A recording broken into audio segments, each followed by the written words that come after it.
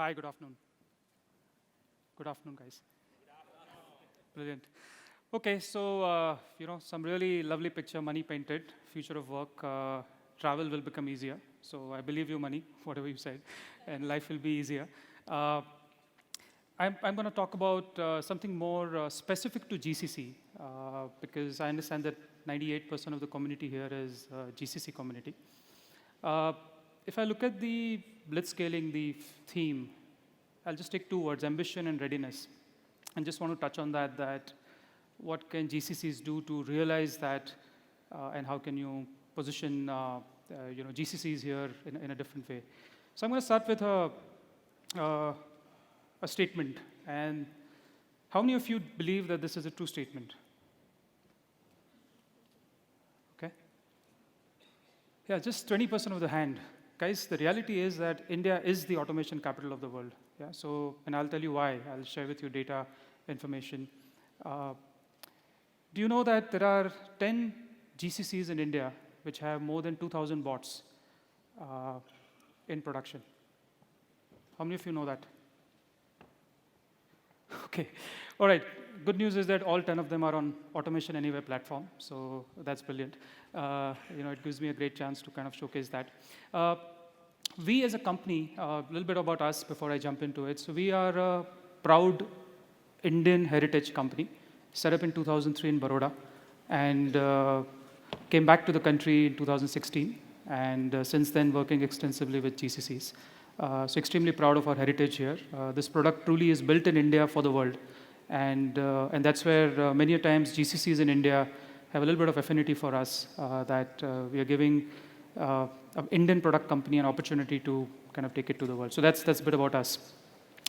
I thought, what we'll talk about is that when we talk about automation, etc., how does it connect with the GCCs? Because at one level, you service your end customers or parent organizations. And then there is always this concept around innovation, concept around what can we do different, what can we build here. And in past, we used to have this situation that where a GCC would go and present that all these functions can be done out of India. This many number of hours can be delivered at a much lower cost. This is the quality of work we do, whether it's an R&D side or whether it's global back offices or any of that, or contact centers, etc. But I think that somewhere changed 5 years back with some of the GCCs in India taking lead, saying that instead of having a linear addition of people, why don't we start building digital workers? And that's where Automation Anywhere worked with all of these companies, and I'm going to share some of those stories with you right now. Now, this is the one chart, a very classical chart, that why automation didn't happen. I mean, if we are so great and we were so, technology always existed, why it didn't happen? In our view, it didn't happen fundamentally because of two reasons. One is that all the automation was back-end automation. The user still had to interact with systems, had to do series of activities, and hence there was a user or a human involvement. Second is there wasn't an underlying cloud, the usual stuff which we all know, cloud, social, mobility available. When both those combination came together, that's where you have an opportunity today to automate 80, 90% of your processes, which you do. Now, obvious question will be that, that if this is so good and if this is, this is so real, if we can really automate R&D process, if we can automate a back office process, why is it not happening? In our view, the few things which didn't work right, and that's where it's getting changed. Number one is that when all the systems came in place, and especially I'm talking in context of GCCs, very few GCCs had an opportunity to challenge the system itself, the application environment itself. That the underlying applications, whether you're using for test management or UI testing or finance processing, you could not change the application because backend was hosted somewhere and there were some decisions which were taken at an architecture level. The second thing which you did not have, or the industry did not have 3-4 years back, the only lever probably was Six Sigma, that all you could do is improve your processes more and more, and you reach that Six Sigma level. You did not use technology to change the process. That's the second part. And third and the final part is in terms of the ROI always was very flaky because you're using multiple systems, and on top of it, you're putting one more system. You don't know what is really, measurement is going to look like. So when we tried to crack this problem, we looked at it a very simple one metric, and only one metric we look at when we do automation. And that metric is STP, right? So straight through processing. Eventually, I think Mani mentioned touchless travel. I mean, that's the, I would say the dream all of us have, that every process we do, whether in R&D side or whether it's on finance, HR, procurement, finance, financial services, you want to achieve a straight through processing. Transaction, which is started from the data source, should be able to go all the way up. And if you are able to automate that, you've essentially achieved massive productivity. And that's the dream and that's the vision with which the company has been building products. And I'm going to touch on that, when we want to automate this, the other aspect which you would also have to bear in mind is that automation will have to be accessible in every area. So that's where we came out with, anyone, anything, and anywhere. Our name is Automation Anywhere. And the whole idea is that the automation, you should be able to offer it on cloud, on a mobile device. You should be able to offer it on-premise, of course, if you need to. And you should be able to do all type of processes. It has to be universal in nature. And I have a very nice analogy to this, that when we had investors, very large investors coming in, and I think one of the investors summed it up beautifully, and which I think we really liked. They said that automation anywhere is like the bun in the burger, right? And what it meant is that we all want to bring AI into our company, right? So I mean, everybody talks about AI, but how do you bring it? You can only bring it when your processes are digital. Your processes, when we talk about digitization, mainly most of the organizations think that your channel being digital is you become a digital enterprise, that your customer should be able to approach you over a mobile phone or on a web-based interface. That's not digital. Digital is when you do digital processes. And that's where, when you do digital processes, is where you truly become ready for AI. So coming back to the burger analogy. So what is a burger analogy? We are the bread and the lettuce and the cheese in that burger. And there will be a patty of AI. Some of the patties we are building. We have a patty called as IQBot, which is a cognitive product. That's our patty. But there would be many patties which will come from travel industry, from healthcare industry, from other industries, but which will require digital connectors into the enterprise. And that's what we are building. So we are truly a burger company. We are building the burgers right now. And we just hope that many more companies can build patties. And that's the use of AI, because we talk this words a little bit casually, that there is AI in the play. We use a narrow AI product called IQBot. So we do know that it's nice to present, but I think it's very difficult to implement. And as we've learned that implementation, that's been the journey. So this is about doing automation in scale, in automation in anything, anywhere, and anyone. Now, if this is true, and I started with the fact that India is the automation capital of the world, and I'll come to the case studies and stories, etc. What I'm going to share with you is what we have learned here. So this is a very simple slide, and I can also highlight this slide. Just imagine, close your eyes for a few seconds, and see the first on the box is, many of you are familiar with the US politicians. We use this like that. So the first one is Ronald Reagan. The second one is Obama. And third one is Martin Luther King. Okay? I'll explain what's the connection. So when organizations start automation, certain set of organizations would say that they will trust and verify. They will like to do it in first 5, 7, 10 processes. And then they will only scale up. So that's your first approach, where you start with one department, one process, run it for 3, 5, 6, 12 months, and then you say, okay, now this works, and hence you scale it up. So that's the one approach GCCs have taken in India. They've taken their time to scale up. Some of them have started in 16, 15, and now they've reached a certain scale. The middle one is an Obama approach. Yes, we can. So there is a belief in the organization that we will not just touch one function. Wherever we can bring automation, we will be able to integrate those components using 3 of our products, which is the cognitive product, analytics product, and the RPA, or the robotic product.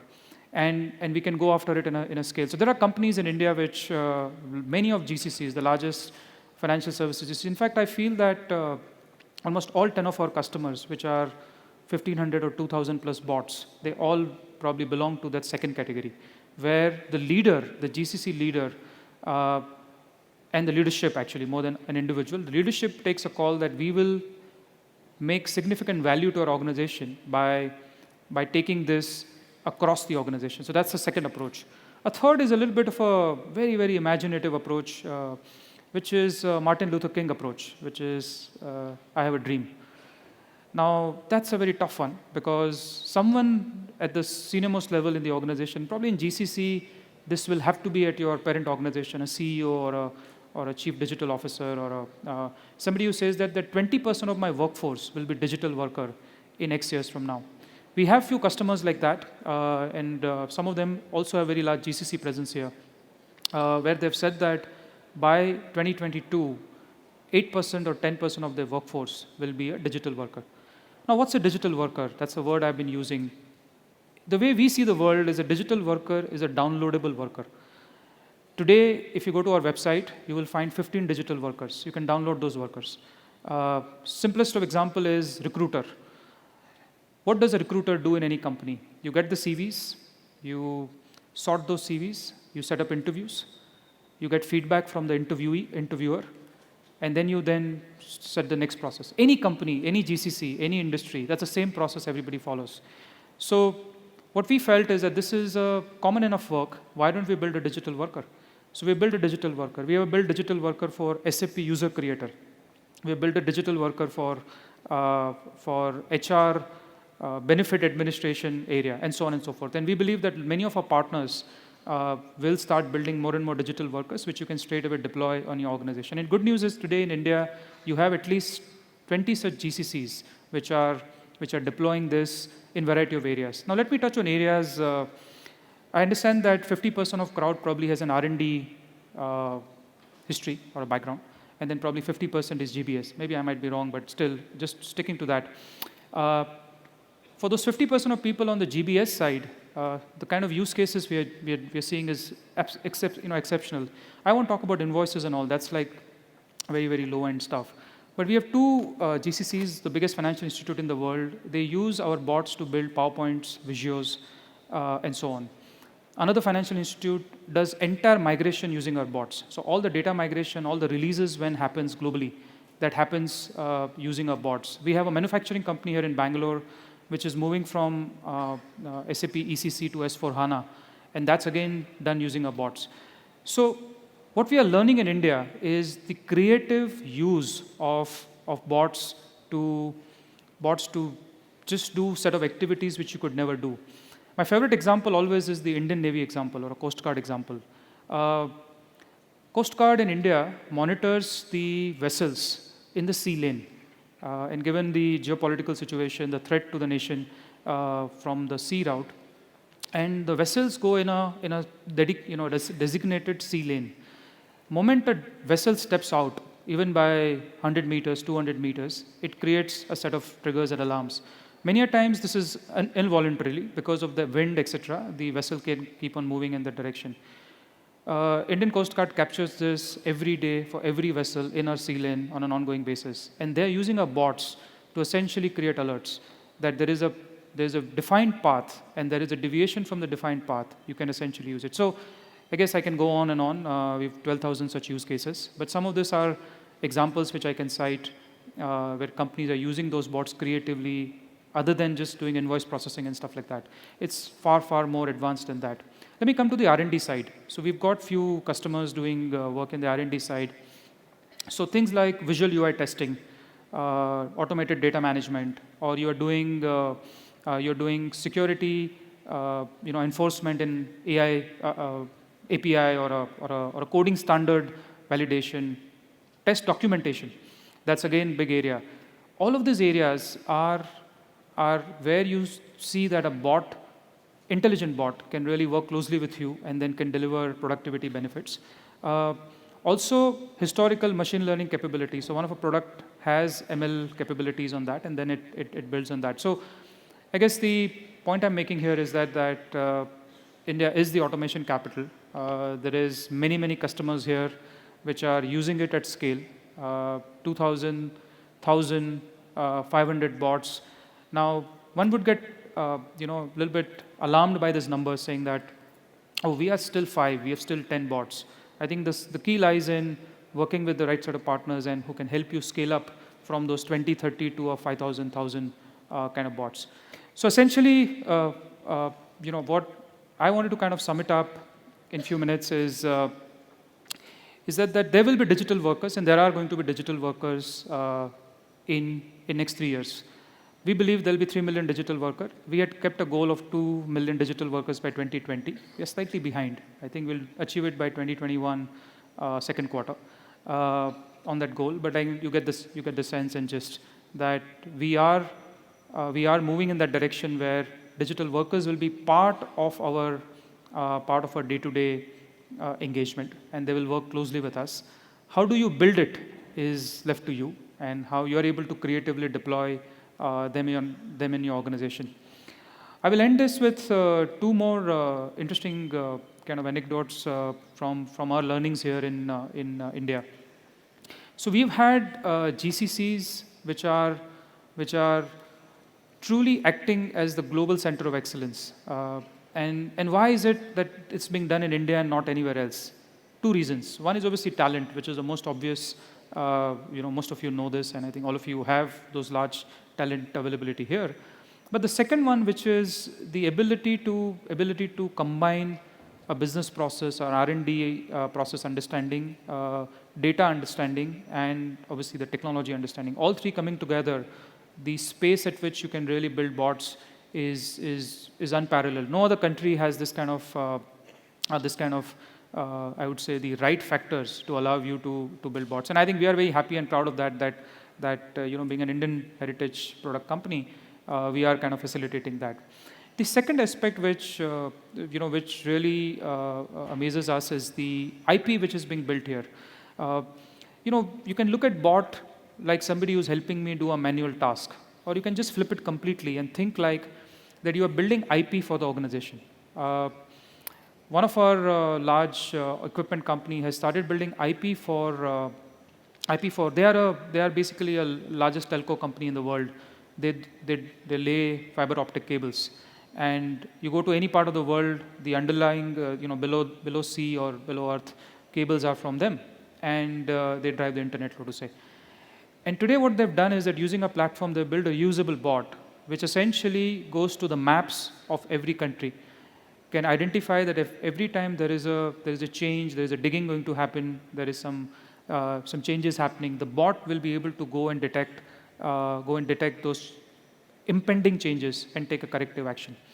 There are many such examples. We have a customer which is a paint company, one of the largest paint company in the country, uses our bots to identify the paint which they should be shipping to a certain location on a real-time basis, because bot is crawling the system, understanding, constantly analyzing the uptake of demand and so on. So I think I can go on and on, but I guess the point I'm making here in this conversation is that creativity and ambition is just really setting up India as the automation capital.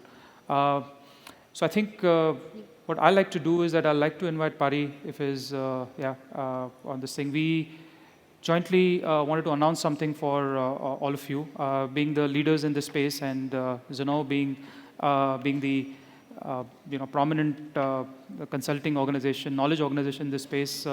What we have decided to do is help all of your organizations to embark on this journey in the fastest possible manner, and allow you to start deploying this technology if you've already not done it.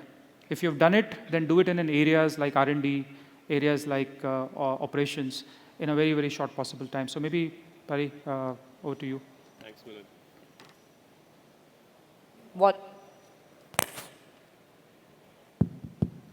Thanks, Milan. So what we're going to launch is a digital worker subscription from Zinnov.